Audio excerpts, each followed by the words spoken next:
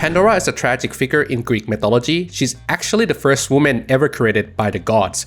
They shaped her from clay and named her Pandora, which means all gifted, because each god bestowed her unique gift.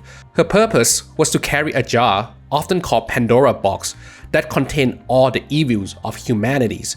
In the game, Pandora is a manifestation of Magi Sonomura despair. However, it is not a persona nor a shadow, at least not the same as a shadow as you might be familiar with from the modern Personas games. Its creation is complicated, but I'll keep it simple. Magi is a young girl who spent most of her life sick in a hospital bed. During her isolation, her mind became connected to a reality altering device called the DEVA system. This link transformed her inner thoughts and feelings into an alternate realities, a place she imagined to escape her suffering. As a result, her personality split into three distinct parts.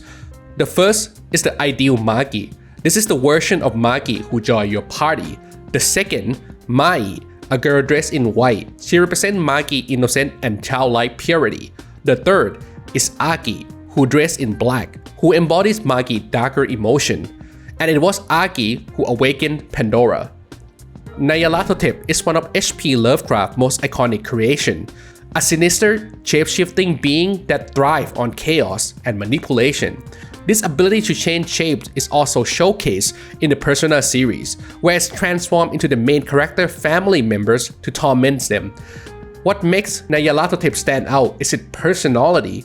Unlike other Lovecraftian gods, it doesn't stay in the shadows. It walks among people and speaks their languages. In Persona 2, Nyarlathotep cursed Sumeru City. This curse makes it so that if enough people believe in a rumor, it becomes realities, no matter how absurd or dangerous. This led to bizarre events, including the arrival of the Last Battalion, a Nazi army led by the Big H himself. Nyx is one of the most ancient and powerful deities in Greek mythology, known as the goddess of the night. She existed before the Olympian gods like Zeus, and even before the Titans. Moreover, she's the mother of a whole pantheon of gods. Some of her children that you might be familiar with include Thanatos, Death, Hypnos, Sleep, Moroz, Doom, and Nemesis, Retribution. There are two versions of Nyx in the Persona series, one as the final boss of the Snow Queen route in Persona 1, and second as the final boss of Persona 3. In the Snow Queen route, Nyx, under the name of the Night Queen, goal is to create an eternal night using the Snow Queen curse. This aligns closely with her role in Greek mythology, where she is the one to bring darkness to the world every evening. However, her portrayal in Persona 3 diverges significantly. Here, Nyx is reimagined not as a goddess, but as a planet eater, a massive alien with unknown origin. The game delved into her arrival on Earth, where she crash-landed and caused her psyche to separate from her body. Her psyche bestowed death to the planet, while her body remained behind and ultimately formed the moon. And despite the title Mother of Shadows, Nyx herself is not a shadow. Erebus in Greek mythology is a primordial deity whose existence predates the creation of the world. His name translates to darkness and shadow, but it is important to note that this darkness isn't the same as the night darkness, which is associated with Nyx. Instead, Erebus represents the darkness found in deep chasm and voids of the universe. In some version of the myth, Erebus is the sibling of Nyx, and, as in Kadmon in Greek myths, also her spouse.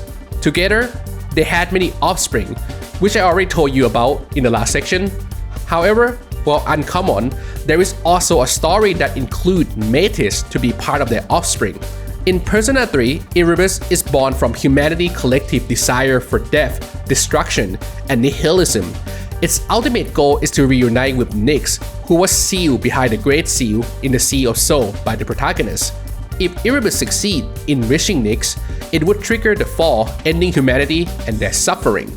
In battle, Erebus wields devastating signature moves like Dark Embrace and Primal Darkness. These attacks are a direct metaphor for the built-up power of despair. If not countered, they can obliterate the entire party, reflecting the importance of resisting nihilism. Much like Nyx, Erebus is not a shadow. Ameno-Sagiri name can be translated as Heavenly Mist. These genderless deities come from Japanese mythology and Shinto traditions. It is the god of fog and mist, one of the children of Ohoyamasumi, the spirit of mountains, and Kaya no Hime, the spirit of fields. Kuni-no-Sagiri is its sibling. This makes Ameno-Sagiri the grandchild of Izanagi and Izanami. In the game, Ameno-Sagiri take the form of giant black ice ball with multiple rainbow color lines across its body. These lines are connected to vents that emit fog. If you pay close attention in Persona 4 the animation, you'll notice text and number inside Ameno-Sagiri eyes. These details reference camera terminology, symbolizing its sharp and all-seeing vision. Ameno-Sagiri reveals that the Midnight Channel is a small fragment of the collective unconsciousness that is controlled. It claims to fulfill humanity's deepest, often unspoken desire to escape the pain and struggle of daily life. By blanketing the town in fog and turn its inhabitants into shadow, Ameno-Sagiri offers an existence free of reality burdens where people can wander aimlessly. Izanami is a central figure in Japanese mythology and Shinto religion, known as both the goddess of creation and later the goddess of death. Her full name, Izanami no Mikoto, translates to female who invites. Together, Izanami and Izanagi create the islands of Japan by stirring the primordial ocean with a jewel spear. They then went on to birth many deities to populate the land. However, tragedy struck when Izanami died after giving birth to one of the gods, a connection to a powerful boss we'll get to later. After her death, Izanami descended to Yomi, the Japanese underworld, where she became Yomo-Tsu-Okami, the grand deity of Yomi. In Persona 4, Izanami played the role of the true final boss. Throughout the game, she takes on the guise of the gas station attendants, subtly observing individuals who awaken their personas. Her ultimate goal is to understand humanity through desire. To further this, she grants the power to enter the TV world and awaken personas to select individuals, including the protagonist and Toru Adachi. Izanami is also responsible for the rumors surrounding the Midnight Channel, a phenomenon said to reveal people through desire. Over time, Izanami concludes that humanity is too fearful and anxious to confront the truth of the world and themselves. She believed that genuine desire is only to see what comforts them. With this in mind, Izanami decided to envelop the world in fog, turning everyone into shadows. Kusumi-No-Okami is thought to be inspired by Kusumi-No-Mikoto, a male deity from Japanese mythology whose name means mysterious spirit. Kusumi was created during divine competition between Susanoo, the god of storm, and Amaterasu, the goddess of the sun. In this contest, Susanoo took Megatama beads from Amaterasu's right arms, shielded them, and spat them out. This act resulted in the birth of 5 male deities, one of whom was Kusumi. These Megatama beads also appear during the battle with Kusumi-No-Okami in Persona 4 Goldens. Like other major bosses in the game, Kusumi-No-Okami embody the belief that truth is frightening and fog is comforting. In the game, it's revealed that married to form is Kusumi-No-Okami. This revelation also explained that she, along with the two Sagiri and Izanami, was originally part of a single deity, Izanami no Mikoto. This connection also clarified that Kuni-no-Sagiri is not Namatame shadows, as previously speculated, but another aspect of Izanami no Mikoto. This distinction between Izanami and Izanami no Mikoto is particularly important. While they are technically the same being, the game used these names to differentiate aspects of her characters. Izanami no Mikoto is an older formal title found in historical texts like the Kojiki. Meanwhile, Izanami no Okami is a name used during the final phase of the boss fight and is the current formal names used when speaking about Izanami. The Clockwork God served as the main antagonist and final boss of Persona Q Shadow of the Labyrinth. Unlike many other characters in the Persona series, he is not directly inspired by mythology but represented one half of Kronos. The name Kronos means times, and in Greek mythology, he is the primordial deity who personify time itself. Kronos is sometimes described as existing before even Nyx and Erebus. In certain accounts, He and his daughters, the goddess of inevitabilities, encircle the primordial world eggs. Their action caused the egg to split, giving rise to the earth, sea, and sky. In Persona Q, Kronos is a manifestation of both time and death. He encountered a young girl named Nico. Nico had died from terminal illness and viewed her life as meaningless and filled with despair. Captivated by her hopelessness, Kronos decided to intervene in an unusual way. He created an alternative version of Yosogami High School, a pocket dimension where Nico, now called Rei, could live the life she had always desired. To make this possible, Kronos divided himself into two beings. The first was Zen, a human-like entity stripped of memories, tasked with protecting and staying by Rei's side. The second was the Clockwork God, a powerful being that retained the majority of Kronos' strength and served as the antagonist. Kagutsuchi, the main antagonist of the Persona 4 Arena duology, is rooted in Japanese mythology as the Fire God. His name roughly translated to Shining Force of Fire. In the legend, Kagutsuchi's birth is a tale of tragedy. His intense flame fatally burned his mother, Izanami, during childbirth. His father, Izanagi, enraged by the loss of his wife, killed Kagutsuchi, cutting him into pieces. In the game, Kagutsuchi is born from the word collective despair, where it is shrouded in fog a year before the events of Persona 4 Arena Ultimax. However, he is lacking a physical body. To overcome this, he gathers shadows and fragments of Persona, using them to construct a physical vessel for his manifestation. His character reflects the theme of isolation and loneliness, and those who have abandoned connections with others to only live for themselves. Yaldabaoth is a key figure in Gnostic mythology, often portrayed as a malevolence or false divinities. Some interpretations suggest that the name Yaldabaoth derived from Hebrew words meaning child and emptiness or darkness, further emphasizing his association with imperfection. In Gnostic belief, Yaldabaoth is considered the creators of the physical universe and the material realm. However, this creation is seen not as an act of divine wisdom, but as one born of ignorance and arrogance. Yaldabaoth is depicted as a flawed being who falsely declares himself the only god, unaware of the higher, true divine realm above him.